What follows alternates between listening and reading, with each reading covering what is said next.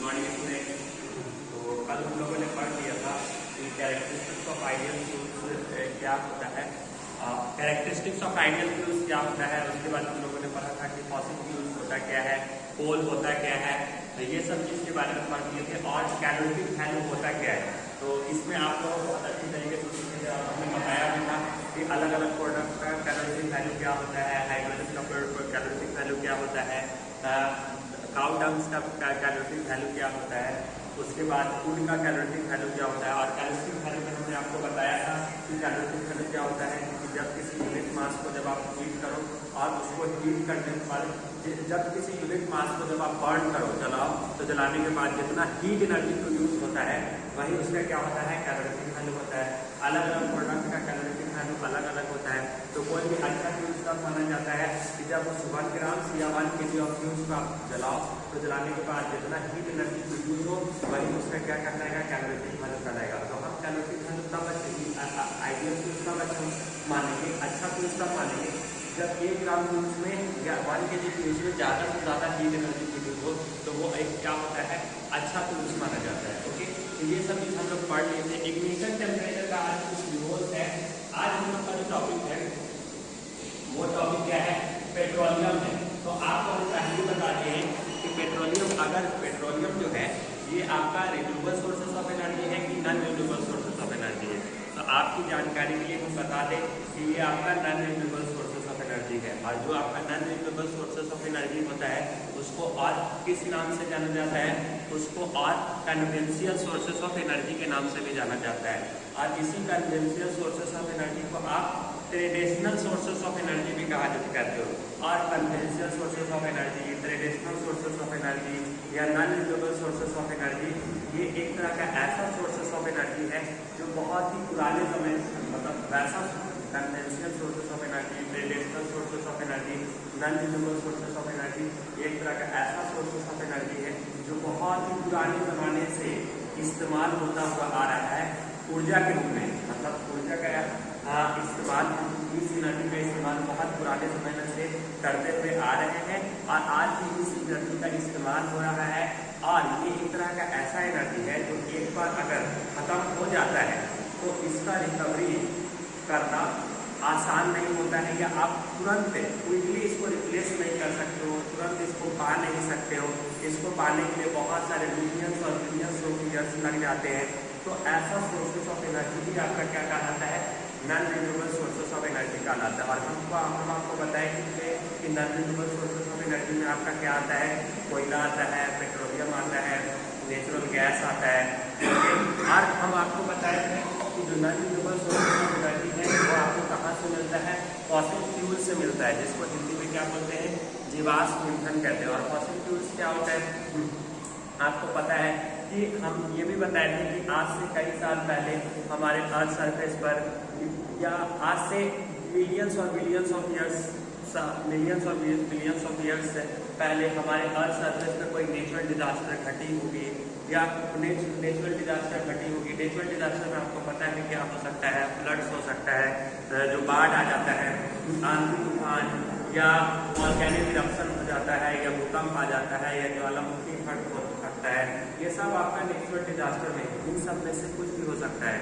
तो आपका मान लो कि भूकंप आया या अर्थक्वेक आया, तो उसकी वजह से क्या होता है, जमीन फट जाता है। तो उस तरह का अगर मान लीजिए कोई नेचुरल डिजास्टर हुआ, तो उस समय जब आया होगा, तो उस समय हमारे अर्थ सरफेस पे जितने भी बड़े बड़े प्लांट्स रहे होंगे, या छोटे छोटे प्लांट्स रहे होंगे, या एनिमल्स रहे होंगे, या इंसान रहे होंगे, ये सब जमीन के अंदर धंस गए होंगे।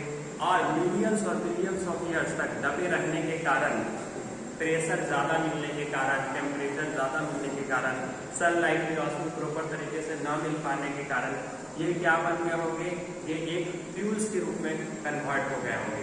तो ऐसा माना जाता है कि कोयला का फॉर्मेशन जो है, ये बड़े बड़े लार्ज प्लांट जो मिलियंस और मिलियंस ऑफ ईयर्स तक दबे रहने के कारण कोल बने होंगे, कोयला बना होगा। और आपका पेट्रोलियम और नेचुरल गैस, ये छोटे छोटे पौधे जो मिलियंस और बिलियंस ऑफ ईयर्स तक जो दबे रहते हैं, ओके, दबे रहने के कारण ये आपका पेट्रोलियम और नेचुरल गैस बना होगा। तो इस तरह से आपका पेट्रोलियम गैस बना होगा या पेट्रोलियम बना होगा। तो पेट्रोलियम ये आपका क्या है, इसीलिए ये आपका ये जो हमारे नेचर में या अर्थ सरफेस पे एक लिमिटेड क्वांटिटी में है। अगर इसका आप सावधानी से खर्चा नहीं करोगे, इस तरह के चीज़ों का अगर आप सावधानी से खर्चा ना करोगे, अनलिमिटेड खर्चा करते जाओगे, तो एक ओवर टाइम पीरियड के बाद ओके या एक सर्टेन टाइम पीरियड के बाद ये ऊर्जा आपको ना देखने को मिले। ओके, अंधाधुंध नगम कोयला स्टार्ट करें। तो इस तरह से हम लोगों ने सीखा था कि पेट्रोल डिस्टर्बेंस क्रिएट हो गया था। तो इस तरह से हम लोगों ने सीखा कि पेट्रोलियम कैसे बनता है, नेचुरल गैस आपका कैसे बनता है, कोयला कैसे बनता है। अब हम लोग जानते हैं कि पेट्रोलियम होता क्या है, लेकिन हमने क्या डिफाइन किया है, द क्रूड ऑयल्स। तो आपका जो क्रूड ऑयल्स होता है, देखिए पेट्रोलियम से ही आपका क्या बनता है, पेट्रोलियम से ही आपका डीजल बनता है, पेट्रोल बनता है, पैराफिन वैक्स बनता है। ओके, ये सब चीज आपका क्या है, पेट्रोलियम से ही आपका कौन सा चीज बनता है, आपका डीजल बनता है, इलेक्ट्रिक ऑयल बनता है। ओके, ये सब चीज आपका केरोसिन ऑयल, पैराफिन वैक्स, ये सब पेट्रोलियम प्रोडक्ट है। ओके, तो इसीलिए और वही चीज आपका क्या कहलाता है, पेट्रोलियम। और आपको पता होना चाहिए पेट्रोलियम जो है ये दो वर्ड से मिलकर बना है, एक पेट्रा और दूसरा ओलियम, OLUM। पेट्रा का मतलब क्या होता है, पेट्रा का मतलब रॉक्स होता है, और ओलियम का मतलब क्या होता है, ऑयल होता है। मतलब रॉक से बना हुआ जो ऑयल होता है उसको हम क्या कहते हैं, पेट्रोलियम कहते हैं। तो पेट्रोलियम आपका रॉक से बना हुआ ऑयल है, इसीलिए इस क्रूड ऑयल जो बनता है ये रॉक से बना हुआ ऑयल है। इसलिए हमने लिखा crude oil petroleum is a complex mixture. ये एक तरह का मिक्सचर होता है। किस चीज का मिक्सचर होता है, ये सॉलिड का मिक्सचर होता है, लिक्विड का मिक्सचर होता है और गैसियस का मिक्सचर होता है। तो पेट्रोलियम किस चीज का मिक्सचर है, gaseous and hydrocarbon mixed with, और इसमें हाइड्रोकार्बन मौजूद रहते हैं। हाइड्रोकार्बन किसको कहते हैं, वैसा कंपाउंड जिसमें कार्बन और हाइड्रोजन मौजूद रहते हैं उसको हाइड्रोकार्बन कहते हैं। जैसे कि आप ये देखिए CH4 मीथेन, ये क्या है, ये एक हाइड्रोकार्बन है, इसमें कार्बन भी है और हाइड्रोजन भी है, तो इसको आप हाइड्रोकार्बन बोलोगे। Okay, hydrocarbon mix with water, और इसमें क्या होते हैं, वाटर भी मौजूद रहते हैं, सॉल्ट भी मौजूद रहते हैं और अर्थ के कुछ पार्टिकल्स भी मौजूद रहते हैं। तो ये चीज आपका क्या कहलाएगा, पेट्रोलियम कहलाएगा। और पेट्रोलियम की प्राप्ति कैसे होती है, ओके, पेट्रोलियम की प्राप्ति होती है फ्रैक्शन डिस्टिलेशन प्रोसेस। अगर आपसे कोई पूछेगा कि पेट्रोलियम से जो आप प्रोडक्ट बनाते हो, petrol, diesel, kerosene, paraffin wax, okay, asphalt या नैफ्था, ये सब चीज जो है ये सब पेट्रोलियम प्रोडक्ट है। ओके, पेट्रोलियम प्रोडक्ट आपका कौन सा है, जैसे गैसोलीन हो गया, नैफ्था हो गया, केरोसिन, ये सब आपका पेट्रोलियम प्रोडक्ट है। लेकिन ये सारा पेट्रोलियम प्रोडक्ट आपको किससे मिलता है, उस प्रोसेस का नाम क्या है, तो उस प्रोसेस का नाम है fraction distillation process. Fraction distillation process क्या होता है, वैसा प्रोसेस जिसमें हम पेट्रोलियम से अलग अलग टेम्परेचर पे जो अलग अलग प्रोडक्ट पाते हैं, इसी प्रोसेस को हम क्या कहते हैं, फ्रैक्शन डिस्टिलेशन प्रोसेस। समझ में आ गया। Those process which have to be obtained different temperature to obtain different materials, that process is called fraction distillation process. तो ये हमने क्या लिखा है, the fraction distillation of petroleum give us the flying fraction. Okay, तो fraction distillation process जो है ये इसमें अलग अलग तरह के फ्रैक्शन पे हम लोग क्या पाते हैं, which can be used as a fuel। जिसे फ्रैक्शन डिस्टिलेशन का जो प्रोसेस करते हैं तो इससे हम कौन सा चीज मिलता है, हमें पेट्रोल मिलता है, दूसरा हमें डीजल मिलता है, तीसरा हमें केरोसिन मिलता है, उसके बाद फ्यूल ऑयल मिलता है, पेट्रोलियम गैस मिलता है। ओके, पेट्रोलियम गैस मिलता है, इसी में आप एक नेचुरल गैस भी लिख दो, नेचुरल गैस। ओके, तो ये नेचुरल गैस मिलता है। ये सब आपका क्या है, अच्छा नहीं पेट्रोलियम, ये सब क्या है, ये सब चीज हो गया। अब आप जानिए कि आज हम क्या लिखा है, फ्यूल इज बेटर देन कोल। अच्छा, कल जब हम कोयला जो लिख पाए थे तो हम आपको बताए थे कि कोयला कैसे, कोयला जो होता है ये मिक्सचर होता है, मेनली कार्बन होते हैं, हाइड्रोजन होते हैं। ओके, ये बहुत सारी चीजों का मिक्सचर होता है। उसके बाद इसमें हाइड्रोकार्बन मौजूद होते हैं। फिर कोयला कोक जो बनता है वो कोयला को जब ऑक्सीजन के एब्सेंस में जब आप हीट करते हो, ऑक्सीजन की अनुपस्थिति में जब आप हीट करते हो तो कोक बनता है। और कोक जो होता है वो बेटर फ्यूल होता है कोयला के कंपेयर में। ओके, तो इस तरह से हम बता देंगे, हम बता रहे थे कि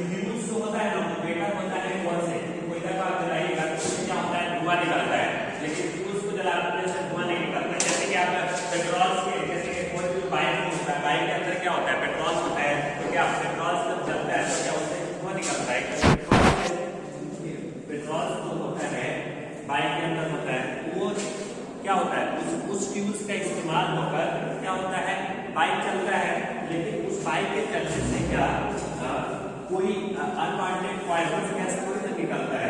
ओके, तो इस तरह से आप देख सकते हो कि fuel is better than non because fuels oil burns completely and does not leach. Okay, क्योंकि फ्यूल्स जो जलता है ना, तो फ्यूल्स के जलने से कोई वेस्ट मटेरियल्स प्रोड्यूस नहीं होता है, लेकिन वही कोयला आप जलाइएगा तो कोयला को जलाने के बाद क्या होता है, वेस्ट मटेरियल्स प्रोड्यूस होता है। जैसे लकड़ी को जलाइएगा तो लकड़ी को जलाने के बाद वेस्ट मटेरियल्स प्रोड्यूस होता है, राख वगैरह जम जाता है। लेकिन पेट्रोलियम को जलाने से क्या होता है, जैसे पेट्रोल को जलाने के बाद पेट्रोल फ्यूल्स ये कार में रहता है, बाइक में रहता है, तो उसके जलने से कोई वेस्ट मटेरियल्स नहीं बचता है। तो उस पॉइंट पर फ्यूल से कहा जा रहा है कि फ्यूल जो होता है वो बेटर होता है कोयला से। चलिए ये भी समझ में आ गया कि इसी हमने लिखा है fuel is better than coal because fuels oil burns completely and does not leach और इसमें कोई डिस्टिलेशन। अब देखिए फ्रैक्शन डिस्टिलेशन प्रोसेस के थ्रू जो अलग-अलग मटेरियल्स बनता है ना, अलग-अलग प्रोडक्ट बनता है, वो उसका टेंपरेचर क्या होता है। अगर आपको गैसोलीन बनाना है, पेट्रोल जो बनता है, पेट्रोलियम के अंदर के टेंपरेचर क्या होता है, ये 40 से 200 डिग्री सेल्सियस टेंपरेचर पे पेट्रोल आपका बनेगा। नैफ्था जो बनता है ये पेट्रोलियम का प्रोडक्ट है, इसका टेंपरेचर क्या होता है, 100 डिग्री सेल्सियस से 200 डिग्री सेल्सियस के टेंपरेचर के बीच नैफ्था बनता है। ओके, और नैफ्था इस टेंपरेचर पे बनता है और पेट्रोलियम आपका उसी तरह से केरोसिन आप देखिएगा तो केरोसिन का टेंपरेचर क्या होता है, 150 से 300 डिग्री सेल्सियस टेंपरेचर पे का बनेगा। तो ये अलग-अलग टेंपरेचर है जो हमने आपको यहाँ पर बताया है। उसी तरह से डीजल का ये होगा, फ्यूल्स का क्या होगा 300 डिग्री सेल्सियस से 500 डिग्री सेल्सियस, लुब्रिकेंट्स वाले पेट्रोलियम का प्रोडक्ट है ये 400 डिग्री सेल्सियस से 600 डिग्री सेल्सियस बनेगा। उसी तरह से पेट्रोलियम कोक जो हो गया ये 500 डिग्री सेल्सियस से 600 डिग्री सेल्सियस टेंपरेचर पे फ्रैक्शन और ये सारा जो टेंपरेचर है ये फ्रैक्शन डिस्टिलेशन प्रोसेस के थ्रू अलग-अलग टेंपरेचर पे ये प्रोडक्ट बनता है। पेट्रोलियम गैस पार्ट जो होगा वो 600 डिग्री सेल्सियस पे बनता है। अब हम जानते हैं कि इनिशियल टेंपरेचर हम बता दिए थे, वह मिनिमम से मिनिमम टेंपरेचर जिसमें किसी सब्सटेंस को बर्न करने के लिए, जलने के लिए जो रिक्वायर्ड टेंपरेचर होती है या जो मिनिमम टेंपरेचर की जरूरत पड़ती है वही उसका क्या कहलाता है, इनिशियल टेंपरेचर कहलाता है। तो अगर आप कोयला को जलाएगा, जैसे कोयला में 3 तरह के होते हैं, एक कोयला को आप सोचेगा हमने टाइप ऑफ कोल बोलेगा, एक एंथ्रासाइट होता है, दूसरा बिट्यूमिनस होता है, तीसरा लिग्नाइट होता है। ओके, तो एंथ्रासाइट्स का टेंपरेचर कितना होता है, इनिशियल टेंपरेचर मतलब उसको बर्निंग करने के लिए स्टार्टिंग टेंपरेचर क्या चाहिए, मिनिमम टेंपरेचर क्या चाहिए, तो 500 डिग्री सेल्सियस से 700 डिग्री सेल्सियस के बीच में अगर टेंपरेचर आएगा तो कोयला एंथ्रासाइट्स, कोयला का जो एंथ्रासाइट्स वाला जो पार्ट है वो जल जाएगा। उसी तरह से 400 डिग्री सेल्सियस से 500 डिग्री सेल्सियस रहेगा तो बिट्यूमिनस वाला क्या हो जाएगा, जल जाएगा। उसी तरह से कोयला का जो लिग्नाइट वाला जो पार्ट है वो 250 डिग्री सेल्सियस से 350 डिग्री सेल्सियस के बीच में अगर मतलब इतना डिग्री टेंपरेचर अगर मिल जाएगा तो उसको क्या है, तो समझिए कि उसको इग्निशन टेंपरेचर मिल गया और उसको अगर इग्निशन टेंपरेचर मिल जाएगा तो आसानी से बर्न कर जाएगा। उसी तरह से लकड़ी के 2 तरह के होते हैं, एक सॉफ्ट वुड होते हैं, एक सॉफ्ट लकड़ी होता है, उसी तरह से हार्ड लकड़ी होता है। जो सॉफ्ट लकड़ी होता है उसका इग्निशन टेंपरेचर क्या होता है, मिनिमम टेंपरेचर क्या होता है जो उसको जलने के लिए चाहिए वो 190 डिग्री सेल्सियस से 260 डिग्री सेल्सियस चाहिए। और जो हार्ड होता है, हार्ड लकड़ी होता है उसका टेंपरेचर कितना होता है, 240 डिग्री सेल्सियस से 300 डिग्री सेल्सियस होता है। वो मिनिमम टेंपरेचर होता है तब जाके वो कोयला वो आपका हार्ड लकड़ी जो होता है वो हार्ड लकड़ी क्या हो जाता है, जल जाता है। अब पेट्रोलियम के अलग-अलग प्रोडक्ट का इग्निशन टेंपरेचर क्या होता है, तो डीजल का क्या होता है, जो आपका डीजल है, डीजल का जो मिनिमम टेंपरेचर है वो 200 डिग्री सेल्सियस से 210 डिग्री सेल्सियस से 280 डिग्री सेल्सियस चाहिए, वो मिनिमम टेंपरेचर चाहिए तब जाके चलेगा। केरोसिन का क्या होता है, तो केरोसिन का ये होता है 200 डिग्री सेल्सियस। उसी तरह से गैसोलीन जो हुआ, जो पेट्रोल हो गया ये 280 डिग्री सेल्सियस। उसी तरह से नेचुरल गैस हो गया ये 580 डिग्री सेल्सियस से 680 डिग्री सेल्सियस होता है।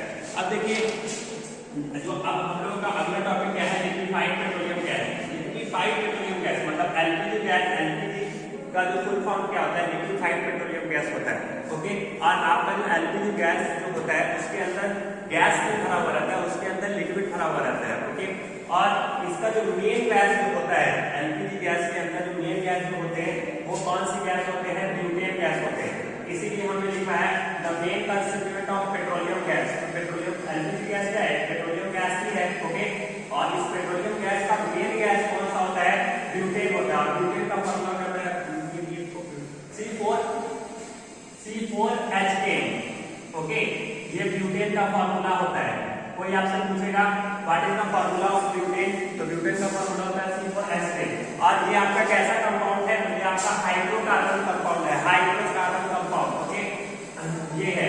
अब कभी और स्मॉल अमाउंट्स में आपका कौन सा चीज देखने को मिलता है, प्रोपेन देखने को मिलता है और इथेन देखने को मिलता है। ओके, कभी कभी क्या होता है कि एलपीजी गैस सिलेंडर में क्या होते हैं, लीकेज करता रहता है, तो एक बैड स्मेल आता है, खराब कंज्यूम निकलता है। तो वो बैड स्मेल किसकी वजह से होता है, क्योंकि उसके अंदर क्या होता है, एक गैस फिल किया हुआ रहता है। उस गैस का नाम क्या होता है, इथाइल मर्केप्टन होता है। और इथाइल मर्केप्टन का फॉर्मूला क्या होता है, ये आपका इथाइल मर्केप्टन, जिसका फॉर्मूला होता है फॉर्मूला C2H5SH, यही होता है इथाइल मर्केप्टन। इथाइल मर्केप्टन, ये इथाइल मर्केप्टन का फॉर्मूला होता है। ओके, ये हो गया। जो गैस सिलेंडर कहीं से भी लीकेज करता रहेगा ना, तो उस लीकेज का डिटेक्शन आसानी से पता चल जाएगा। ओके, ये चीज है। अब देखिए हर एक चीज का एडवांटेज होता है, डिसएडवांटेज होता है। जितना एलपीजी गैस सिलेंडर जितना अच्छा होता है, ठीक है, वो बर्न करता है तो धुआं नहीं निकलता, उतना धुआं नहीं होता है, उसमें कोई रेसिड्यू मटेरियल्स नहीं बचते हैं, कोई भी वेस्ट मटेरियल्स नहीं बचता है। लेकिन डिसएडवांटेज वाला क्या है कि एलपीजी गैस का, देखिए एलपीजी गैस का डिसएडवांटेज क्या है, तो एडवांटेज भी है डिसएडवांटेज भी है। पहले हम लोग एडवांटेज देख लेते हैं। एडवांटेज क्या है कि एलपीजी है high calorific value, LPG has high calorific value डाल दिया, हाई कैलोरीफिक वैल्यू। इसका कैलोरीफिक वैल्यू क्या होता है, हाई होता है। हाई कैलोरीफिक वैल्यू होने का मतलब ये हुआ कि 1 ग्राम ऑफ गैस आप लीजिएगा तो उसमें ज्यादा से ज्यादा हीट एनर्जी प्रोड्यूस होगा, इसीलिए इसका हाई कैलोरीफिक वैल्यू होता है। LPG Burns with a smokeless flame, LPG जब जलता है, देखिए हम देखते हैं कि एलपीजी जब जलता है तो उसके जलने से क्या होते हैं, स्मोकलेस फ्लेम, मतलब धुआं नहीं निकलता है। वो अगर अगल बगल में आदमी खड़ा हुआ भी रहेगा तो उससे कोई डिस्टर्बेंस प्रोड्यूस नहीं होता है, कोई भी ब्रीथिंग प्रॉब्लम नहीं हो सकता है। लेकिन भाई लकड़ी जलाइए, उससे जो धुआं निकल सकता है तो उसमें रेस्पिरेटरी प्रॉब्लम हो सकता है, लंग्स प्रॉब्लम हो सकता है। ओके, तीसरा चीज देखिए, LPG does not produce any poisonous gas. LPG gas से जो गैस एलपीजी गैस से जो गैस निकलती है उससे कोई पॉइजनस गैस नहीं निकलता है, क्योंकि अगर पॉइजनस गैस निकलेगा, कोई भी आदमी खाना बनाता रहेगा तो जितना आदमी खाना नहीं बनाएगा उसी पॉइजनस गैस से आदमी का सेहत खराब हो जाएगा। तो सेफ्टी पॉइंट ऑफ व्यू से वो उसमें कोई भी हार्मफुल गैस नहीं निकलती है। और डोमेस्टिक यूज होता है, बहुत ही साफ सुथरा और घरेलू उपकरण वाला यूज होता है, जो कि आपको हर एक घरों में देखने को मिलता है। ओके, देखिए अब इसका डिसएडवांटेज क्या है, LPG has a high flammable and ignites easily causing fire and explosion. LPG का जो फ्लेमेबल होता है ना, ये हाई होता है, मतलब इसमें आग जल्दी लग जाता है। अगर गैस कहीं से भी लीकेज का दूसरा सबसे बड़ा इसके अंदर खराबी क्या है कि एलपीजी गैस कहीं से भी अगर लीकेज करता हुआ रहेगा, या पाइप फॉल्टी रहेगा, या पाइप अगर पाइप फॉल्टी रहेगा, तो आप अगर गैस चूल्हा जला रहे हैं तो एक्सप्लोजन होने का ज्यादा चांस होता है, गैस के फटने का ज्यादा चांस होता है, और वो काफी क्या होता है, काफी ज्यादा एक्सीडेंटल होता है, काफी ज्यादा रिस्की होता है। घर के आदमी को तो जान जाती ही है, और अगल बगल के जो भी पड़ोसी लोग होते हैं उनके भी जान जाने का ज्यादा खतरा रहता है। ओके, तो इसीलिए हम लिख रहे हैं कि LPG leaks can occurs due to the faulty cylinder pipe. अगर सिलेंडर पाइप अगर फॉल्टी होगा, या एप्लियंसेस, जो भी आप एप्लियंसेस ले रहे हो, गैस चूल्हा ले रहे हो, उन सब में भी अगर फॉल्टी होगा तो भी डेंजर से एक्सीडेंटल हो सकता है, वो आपको नुकसान पहुंचा सकता है, वो आपको इंजरी कर सकता है। Okay, LPG can be expensive. अब फर्स्ट जब इंस्टॉल कराओगे या इसका कनेक्शन लोगे ना, एलपीजी के फर्स्ट कनेक्शन के टाइम में ये काफी कॉस्टली पड़ता है, काफी एक्सपेंसिव पड़ता है, स्पेशली फॉर लो इनकम। अगर जिसका इनकम कम बजट है, जो कम रोज कमाना, रोज खाना है, ओके, उनके लिए ये थोड़ा सेटअप करना थोड़ा सा बड़ा मुश्किल हो जाता है। हाउस होल्ड्स और in areas with limited access of affordable LPG, okay, जिसकी लो इनकम है, जिसकी कमाई कम है, तो वो लोग इसको अफोर्डेबल नहीं कर पाएंगे। ओके, नेचुरल गैस हम पहले बता दिए कि नेचुरल गैस क्या होता है। नेचुरल गैस एक आपका फॉसिल फ्यूल्स होता है, जो कि deep under the earth surface, जो अर्थ सरफेस के अंदर वहां से पाया जाता है। नेचुरल गैस वहां से मिलता है।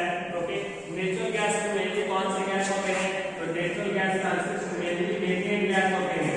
ओके, लगभग 95% इसमें मेथेन का जो वैल्यू होता है वो कितना होता है, 95% होता है। ओके, और इसमें छोटे से अमाउंट्स में आपको मीथेन भी देखने को मिलेगा, प्रोपेन भी देखने को मिलेगा।